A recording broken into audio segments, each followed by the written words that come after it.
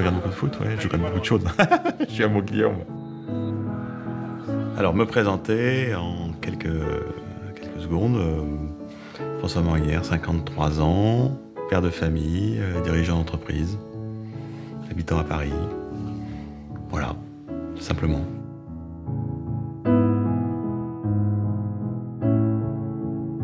Quand j'étais gamin, j'adorais aller au musée de la Marine avec mon père et j'étais fasciné par les maquettes de bateaux qui étaient dans tous les sens, etc. Donc du coup, je me suis dit, je vais faire un petit musée de la Marine chez moi. Ma vie de famille, j'ai du mal à la qualifier autrement que normale.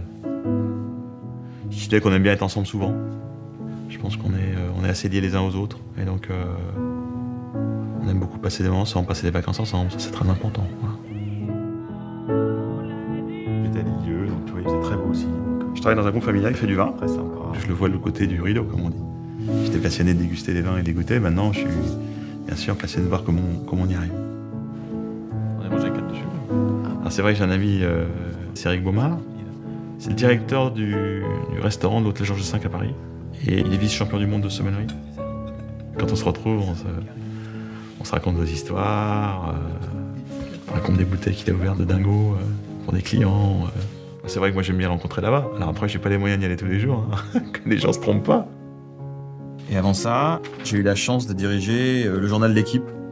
C'est vrai qu'on côtoie les champions, donc ça c'est sympa. Moi j'ai en souvenir un beau moment qui était donc il se trouve que dans la galaxie de l'équipe, il y a France Football, et France Football a créé le Ballon d'Or. Pelé n'a jamais eu le Ballon d'Or. Et j'ai dit à la FIFA, pourquoi on ne donnerait pas un Ballon d'Or d'honneur à Pelé? Il s'est mis à pleurer, il était hyper ému, parce qu'il a dit, c'est quelque chose que jamais je pensais pouvoir avoir ça. J'ai vu tous mes collègues, tous les grands du football l'avoir, moi j'ai jamais eu ça. Ça c'était fort.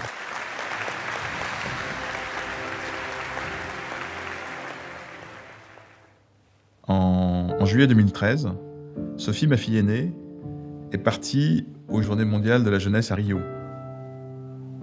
Il y a un camion qui s'est déporté sur la gauche et qui a topé en plein fer son car.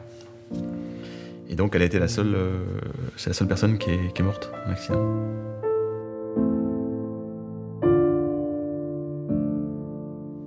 J'étais en train de déjeuner à Paris, sur le point de retourner à l'équipe. C'est ma femme qui m'a appelé. Et voilà, par téléphone.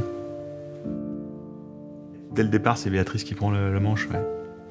Moi, je suis pas capable, donc voilà. C'est plus rien, quoi. On est complètement, on est laminé, détruit. Enfin voilà. Puis surtout au début, c'est inimaginable, quoi. Toujours dans la phase de, est-ce que c'est vraiment sûr, est-ce que voilà. Donc voilà. Que venían a esta jornada. Allí perdió la vida la joven Sophie Morinière y otros jóvenes resultaron heridos. Os invito a hacer un instante de silencio. Ceux qui vous entourent, qui soient, vous aident. Et on a été beaucoup entourés, beaucoup aidés, et donc on a eu beaucoup de chance de ce point de vue. Parce qu'on peut pas survivre à ça seul, c'est pas possible. Je suis en partie responsable de sa décision. On a retrouvé après un SMS, elle dit ce soir, papa en a parlé, j'ai décidé, ça y est, j'y vais. Je l'ai encouragée dans son idée, elle était hésitante. Donc je me dis, ben voilà, c'est quelle idée j'ai eue, quoi. Quelqu'un me dit, tu devrais aller dans ce couvent. Bon, on se retrouve là, arrive une bonne sœur Yolande, une petite bonne sœur avec des chaussettes là. Et là, on se met à prier. Quand je vous raconte ça, faut pas croire que je suis fou. D'un moment donné, vous allez dire, il est quand même, il est un peu. Moi, je suis pas du tout un illuminé. Je vois pas je suis pas un mystique. Je suis un gars simple, qui a une foi simple. Donc, Et là, en fait, je me suis mis à pleurer comme jamais j'ai pleuré de ma vie. Et je pouvais pas retenir mes larmes. Moi, j'ai beaucoup pleuré après la mort de Sophie, mais là, à un point, c'était complètement physique, quoi. Je pleurais. Mes enfants étaient complètement hallucinés, même ma femme me regardait.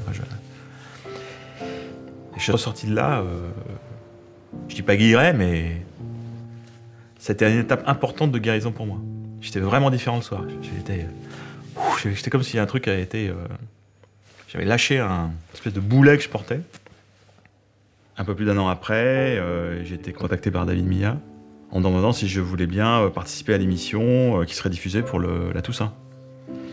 Et c'est vrai que cette émission, on en a énormément parlé, elle a eu beaucoup de retentissement et ça m'a remis en tête l'impact et quand même l'audience de l'émission. Son nom vous dit peut-être quelque chose puisqu'il a dirigé... L'émission Le Jour du Seigneur, pour les croyants, c'est important que ça existe. Et aujourd'hui, c'est devenu une solution ordinaire pour plein de gens. Et effectivement, Madame Untel ou Monsieur Untel, dans un village pensé un peu isolé, il n'y a pas de messe à l'horizon pendant 6 semaines au minimum. Et puis si tu n'as pas de voiture, tu peux pas aller à la messe, quoi. Ce drame a créé une proximité avec Dieu que j'avais pas avant. Et puis l'amour est plus fort que la mort, oui, bien sûr. Et puis la mort m'a amené à rencontrer des gens exceptionnels. Donc je me suis enrichi moi-même de la mort. À cause de la mort, ma vie s'est enrichie de gens que je connaissais pas et qui m'ont beaucoup apporté. Vous savez, il y a une image très belle où on voit la lave de l'Etna, puis on voit des fleurs qui repoussent sur la lave. C'est assez étonnant, ça. Ben, c'est pareil, c'est-à-dire que là, c'est la lave qui est passée, vous êtes rectifié, calciné, et là, les fleurs repoussent. Donc l'amour repousse. Donc l'amour est plus fort que la mort.